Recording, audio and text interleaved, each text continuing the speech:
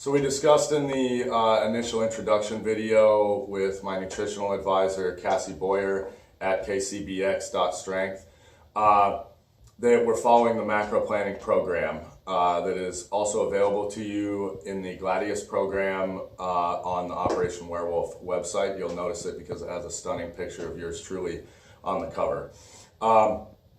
It does take a little bit of introduction to get comfortable with this, but some of the key things that I want to note here is that there are a few things that you need to know. So number one is you have to count everything. You have to log it in some way so you know where you're at, or you're not going to know if you're on your diet or not. This can be FitnessPal programs or a fucking notebook that you keep in your gym bag, but you have to know where you're at. Two, you have to hit your numbers. You can't be below or above your numbers and be considered to be on the diet.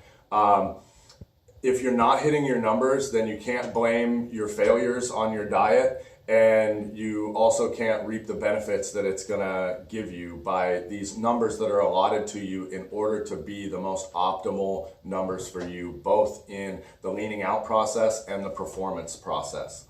So you have to hit those numbers. The other thing is, don't get frustrated and don't treat this like most people treat every other diet.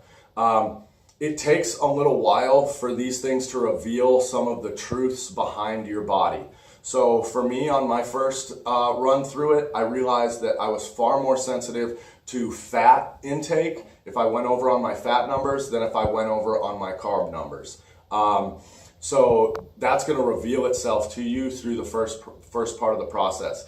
If you don't have optimal results in the first 4 to 6 weeks, it means that your numbers need to be tweaked. It doesn't mean that these numbers were wrong or that the diet is wrong for you. What it means is that you're continuing on that path to be able to learn what is going to be even better.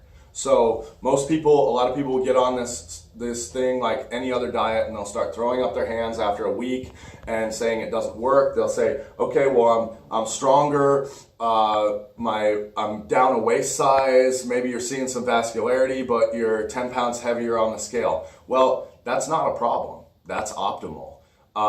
So don't get hung up on what the scale says or what the weights say and stuff like that. The other thing is, you need to understand that as you lean out, if you are dropping weight, you need to understand that if you drop 10 pounds and you've maintained the strength on your lifts, you're actually stronger. Just because the number of your lift isn't higher doesn't mean that you're not stronger, because you're at a lower body weight and probably a much lower fat percentage.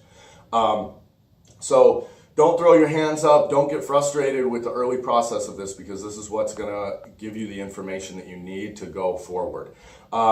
So you should be able to get started and have a little bit of an idea of how intuitive this should be as you're going.